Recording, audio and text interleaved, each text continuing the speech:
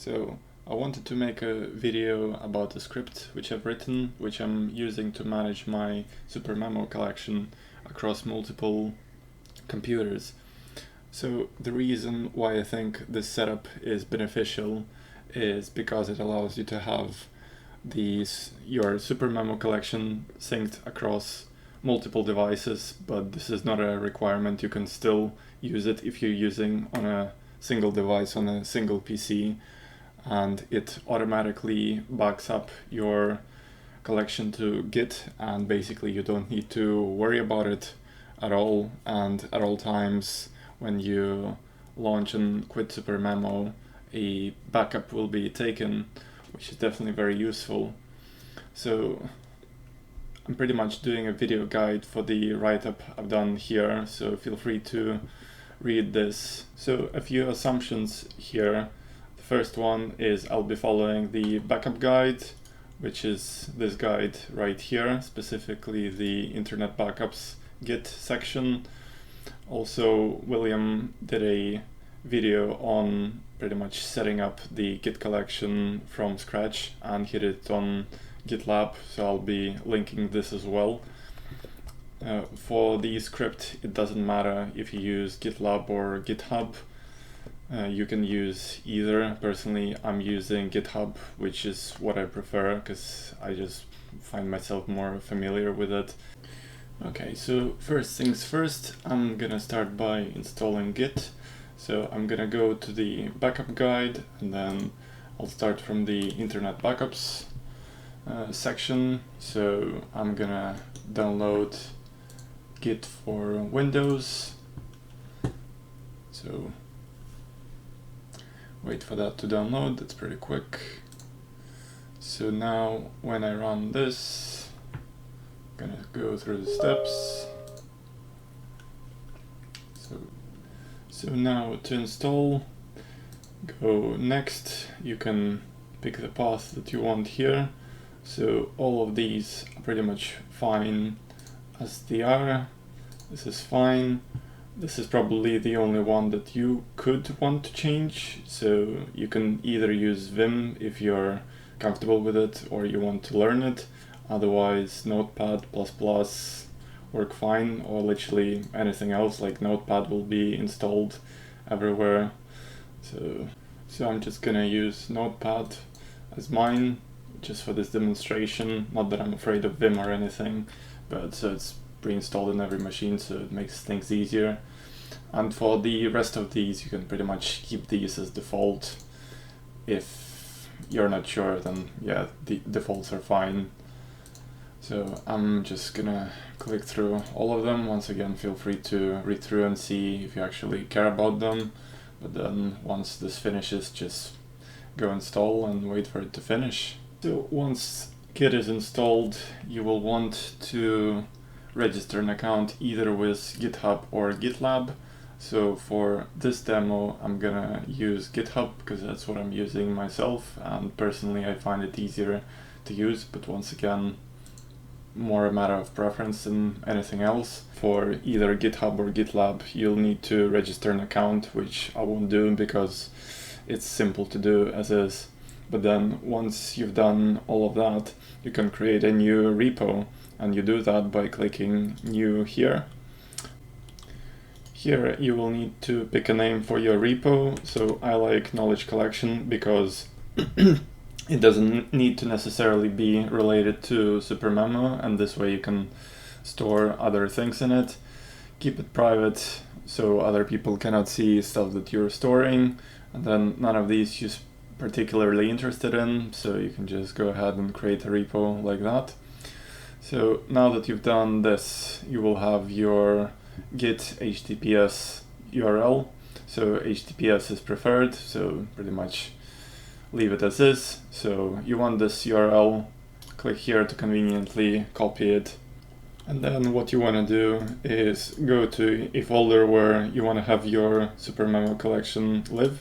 Right click and select git bash here. Then you do git clone, right click and paste, enter. This will give you a dialog window to sign in with GitHub. So click on it to sign in, which I'm gonna do now. See you in a sec. Right, so authentication succeeded, proceeding back here. So it has cloned the repo and it's saying that I'm cloning an empty repo, which indeed is empty. So now that I've got my folder for my Git, you can see the .git files, which are normally hidden, which is what Git uses for its housekeeping, but don't worry if you don't see it, it's just a Windows thing. So basically anything which will go into this folder is gonna be tracked by Git. So now I'm gonna place a SuperMemo collection inside of this folder. For the purposes of this demo, I'll just use the default one, which comes pre-installed with SuperMemo. So I'm just gonna use this one. So by default, it's located in this path here. And I'm not sure if it's specifically for SuperMemo 18 or if it's consistent with other versions, but then once again, it's only for the demo. You'll just be using your collection for this anyway. So to store a SuperMemo collection in Git, what you need is the knowledge file and the folder associated with it. So the knowledge file, like I've got extensions disabled, but it will be .kno, and it's got this globe icon here. So what you want is you want to copy both of these files and folders and move them to your Git folder. So remember that everything which will be stored in this Git folder will be synced across your devices. So for the purposes of the demo, you can have like any other random files in here and they will be synced as well. Finally, now that you've got the SuperMemo collection in the Git folder, what you need to do is grab the script and put it in the same place as the SuperMemo collection. So you do this by going back to the page where we started. Once again, all links in the description and all stuff like that. And what you want is the PS1 file. So the PS1 stands for PowerShell, which is where the script was written in. To download the script, click on it in the list here. Then you want to click raw. Then right click on the page, save page as, and then save. It will save it as PS1 extension. If you try to download it in any other way, then it will download it as an HTML file rather than a PowerShell script file. And basically when you open it, it should look like this, starting with the hashes. So now you can go to your downloads folder and then you will need to move this into your SuperMemo collection folder in Git. Find the file that you've downloaded, cut that and move it to your location with SuperMemo. Now what you want to do is right click on the script, send to desktop, and then for the next step we're gonna do some string manipulation. So if you scroll down, there's gonna be a few config strings which you will need for the script, and basically it will define whatever you're using for SuperMemo. So I've got three main options, and for each of them there's the what I called Pro mode, which includes extra features, which I recommend using if you're familiar with Git. I've written about them here. They're outside of the scope of this video, so if you're comfortable with Git, I recommend you checking them out. So for the purposes of this video, I'm just gonna go for the vanilla SuperMemo. So the script does support a SuperMemo Assistant and the SuperMemo Assistant with the default collection. If you're not sure what it is, I did provide the link here for you to check it out, but then once again, if you're not sure what SMA is, just use vanilla SM. That's fine and dandy. So what you want to do is you want to copy this string and you want to paste it somewhere where you can edit it. So I'm gonna paste it in Notepad because that's available everywhere. And what you will want to provide is two paths. So a path for the script where it's located, and then a path to the SuperMemo exe file. So we can start with the file location for the PowerShell script. So the easiest way that I know of is you right click on the script. It will give you the location for the folder. So you paste it in like that. Make sure that there is no double slash or anything like that. So I did name this consistently with the name of my script. So you shouldn't need to rename this part here, and it will be PS1 once again on Windows. It's hiding the file extensions on my machine. You will need the path to SuperMemo exe as well. So once again, similar idea. On my machine right here, I've just used the default installation. So it's on C/SuperMemo. So I'm gonna paste this in here. So here, similar idea, I've left the SuperMemo 18 exe, which is what I'm using myself, but it should be noted that the script is not specific to a particular version of SuperMemo. It literally just syncs whatever you stick inside this folder and launches SuperMemo. So basically it doesn't matter if you're on SuperMemo 18, 15, or whatever else.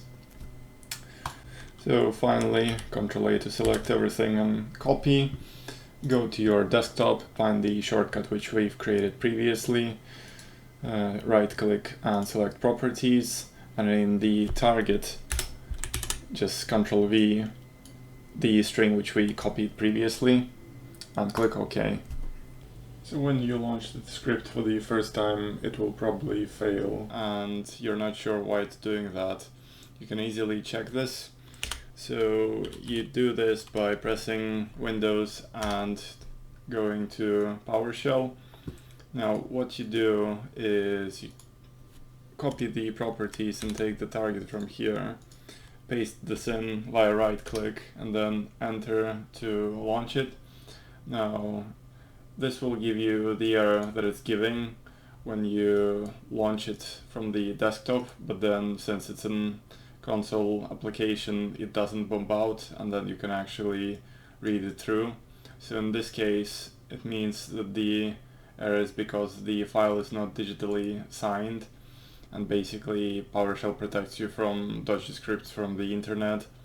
Now the way we can go about this is you change the execution policy. So you do this by going here. So you'll need an admin shell for the PowerShell.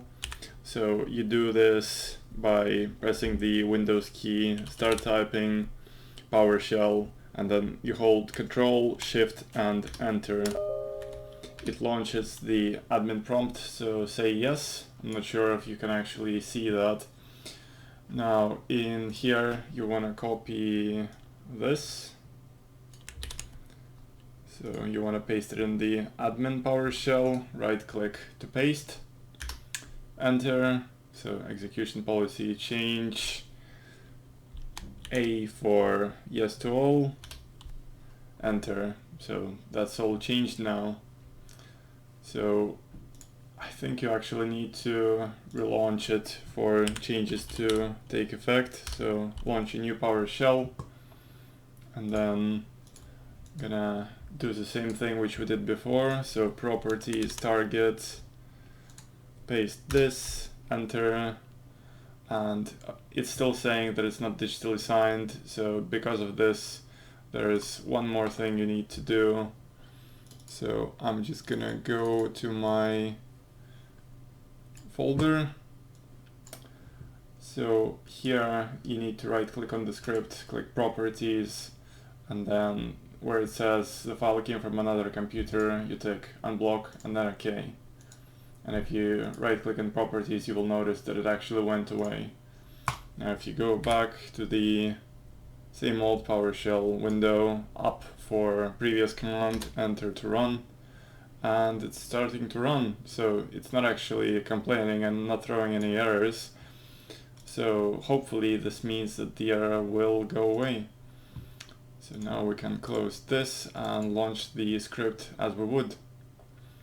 So it's doing a git pull, and So this is pretty much what we expect to see.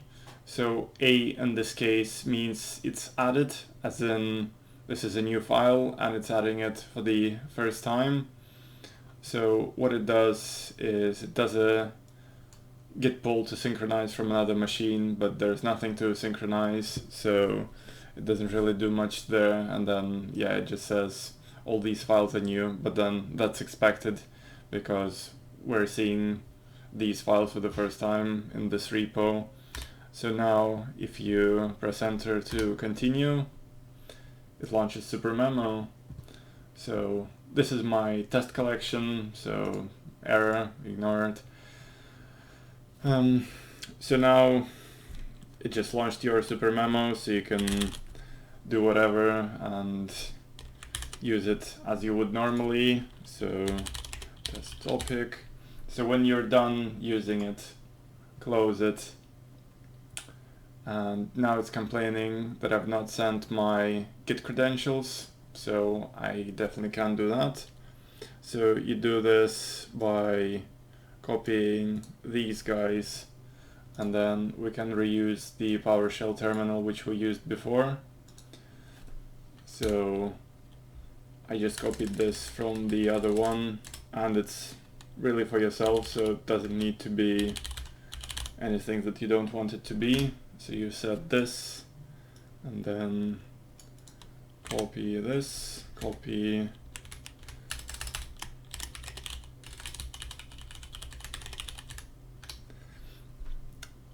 right. So enter to close this, and if you want to retry, launch it. It's gonna say the same thing because the files are not synced yet.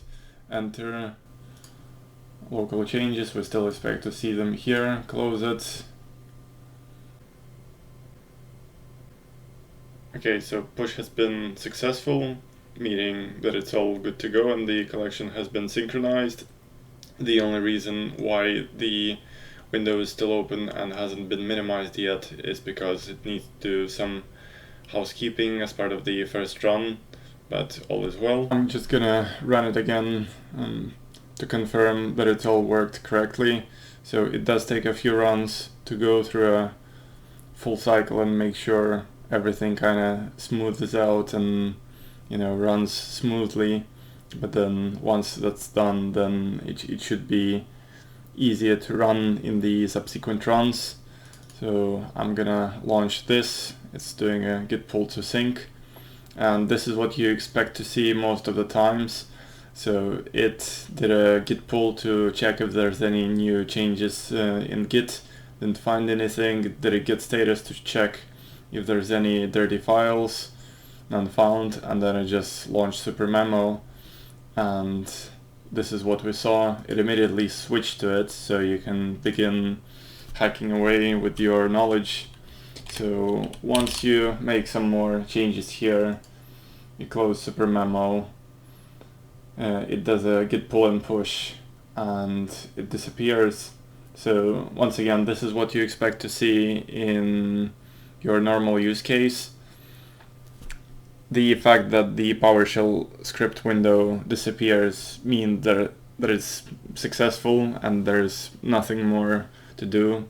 So like we saw in the previous case, if it was something unusual, like we did with the setting up of the repo, that the PowerShell window stayed open and you could read the output from it, whereas in this case there's nothing interesting to see after the script finishes, so it just closes itself. So at this point that's pretty much it. So you've got your script here, so just use it from the shortcut if you want to use it. Most of the times that it's pretty much what you want, because it will ensure it will grab the latest changes, present you with the latest copy of your SuperMemo collection, and then push and upload the latest changes to Git. Once again, make sure to use it only on one machine at the same time. So if I use SuperMemo here and then I want to make some changes on my another computer, or I want to switch to another computer, then make sure to actually close SuperMemo, let the script finish, and then launch it via the script on your other machine. If you don't want to make any changes in your current session, then you can just close the script. So for example, I'm doing more testing here, and like I'm kind of just playing around with my collection, but then I realize I don't really want to synchronize this. Just close the script, and when you close SuperMemo, it won't sync, and this is because the script is not running, so it can't actually interact with Git anymore. But next time when you relaunch the script, it will prompt you and not launch SuperMemo automatically. So now it's saying that some of the files are actually modified as indicated by M. So you can either just launch SuperMemo anyway by pressing enter as usual, or you can go and clean up your changes either manually or either in Git. So I'm just gonna quickly show how to set up your collection on another PC. So this procedure will be the same as on the second, third, or whatever any other PCs that you do, which is gonna be a bit simpler than what we did on the first time. So basically what you need to do is you're gonna clone the collection which we set up yesterday. So you can see that the PS1 script is already in the folder, and yeah, worth mentioning, you just log into GitHub, and I just went to my demo collection which I used yesterday. So once again, all the files which we set up yesterday already here, so we don't need to do much with the script. So what you're gonna do, and once again this is similar to what we've done yesterday, is you clone the collection, so code and copy this link here. So then go to your folder where you want your collection to live on your other PC. So it doesn't need to be in the same location, but it helps if it's on the same disk drive. So I've got mine on D, but if not, don't worry about it too much. So once again, git bash, then paste, should add a git clone in here. So we're gonna wait for that to finish. So when the folder finished copying in Git, we need to set up the shortcut just like we did last time. Go ahead to the PS1 script, which is already in the folder, right click and send to desktop. So then once we have the thing here, right click properties, you'll want the target as we did last time. So I can go here. So I can set up this as a pro mode just for demonstration purposes. So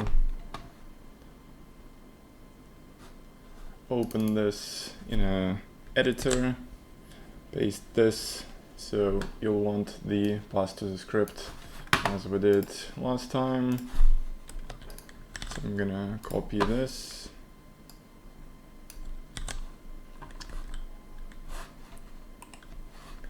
and then my SuperMemo lives on drive D, so I'm gonna use this. So once again, this will be a demonstration how you can have different paths on different computers. So on my other PC, my SuperMemo was installed on disk C, but you can still like use the script in multiple configurations. So I'm gonna copy this. I think this is already open. Yep. So paste in the target.